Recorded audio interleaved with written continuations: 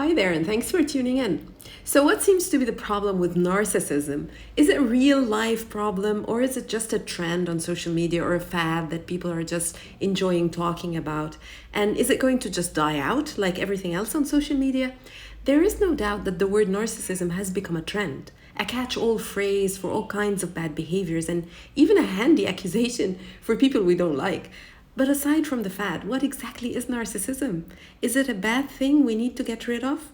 And what seems to be the problem with being a narcissist or with being in a close relationship with one? First of all, we need to remember that a healthy dose of self-esteem is necessary for our mental health, which in turn is essential for our well-being and our quality of life. So let's think of narcissism like poison. In small doses, it can be a medicine, but in a large quantity, it can cause destruction. There is such a thing as a functional narcissist, by the way, a person who uses narcissistic traits to excel in their work, for example, business, politics, show business. So in that sense, narcissism seems to be useful to society, right? But on the flip side, that same person may be causing so much pain to the people closest to them because of the exact same tools that caused their fame and fortune. How so? Let's differentiate between behavior and personality. To make it simple, behavior is like your socks. Personality is the size of your feet. You can change the color and material of your socks at any time, but you're pretty much stuck with your shoe size.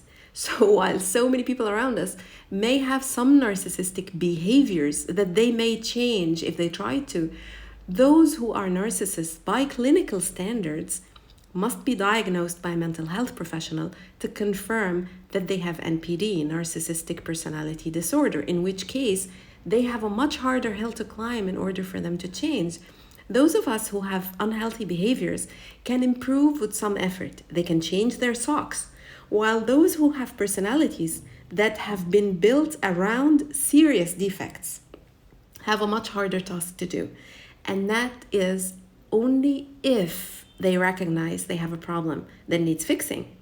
Not so with most narcissists, by the way, who think they are gifted with narcissism and that nobody appreciates or understands them because of it. So, is everyone suddenly a narcissist? Or are we being manipulated to think that for some reason? Isn't a clinical disorder supposed to be a rare thing? Well, on the one hand, diagnosed narcissists are relatively rare, that's a fact. But it's not because they are few, but actually because narcissists almost never seek therapy from it. As I said, most actually consider it a distinction from commoners like you and me. Also, there is no doubt that our world today, our modern way of life, is becoming a fertile ground for selfishness, self-glorification and aggrandization, constant manipulation, greed, and lack of empathy. And of course, extreme entitlement, all of which are core narcissistic traits, and some are on the list that professionals actually use to diagnose NPD.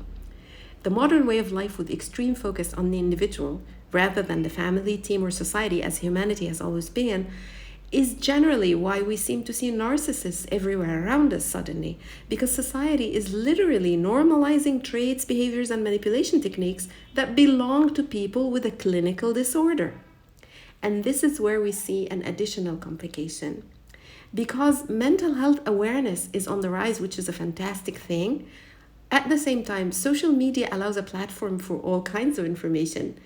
So many social media creators who mainly use narcissism as a trend would give you the false confidence to diagnose people with the superficial info they use.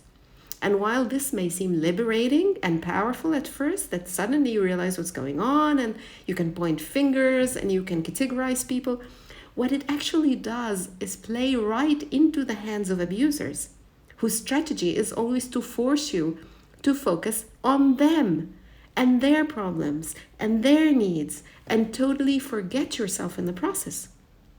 So while you are busy dissecting your narcissist under a microscope, you are actually forgetting to use that very same useful information to save yourself from them. And that is precisely why I prefer to focus on you when I share simplified research-based info and exclusive interviews with professionals.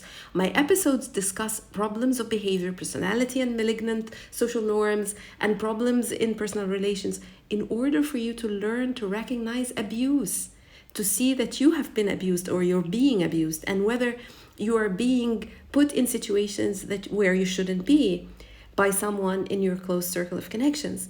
In which case, it doesn't really matter what their professional diagnosis would be. What matters is for you to take this information and learn to see and recognize emotional, psychological, physical, verbal, and even financial and religious abuse, and to start protecting yourself from being abused, distancing yourself from the abuser, and seeking professional help as well, whether legal or medical. This eye-opening information could also help you look in the mirror and see yourself, start improving any negative patterns in your own behavior with others or in your relationship with your family and your children. Because a narcissist is almost always homegrown, and we need to break that cycle of hatching even more narcissists into this society. It's usually a deep childhood wound that triggered the transformation from a potentially normal child to a troubled one, who might become an antisocial teen and an obnoxious adult who is a professional manipulator and abuser. So if we seek an answer to the question of what seems to be the problem with narcissism and why is it suddenly all over the place, think of it as the psychological why and how of someone who can and will hurt others on his or her way to get what they want. Now, to what extent depends on how bad their narcissism is on the spectrum, but at the end of the day, they don't even care or notice that they do that to others, that they hurt others, as they believe they are flawless, above the rules, they bear no responsibility for their actions, somebody else is to blame all the time, and they're even above criticism or punishment just because they are who they are. They are totally fixated on themselves and themselves alone, to the extent of considering everyone around them just collateral damage or a small price to pay for achieving their all-important goals. Since they are master manipulators, Oscar-worthy actors, and pathological liars, obviously being in a close relationship with such people will cost you dearly. Often your physical and psychological health.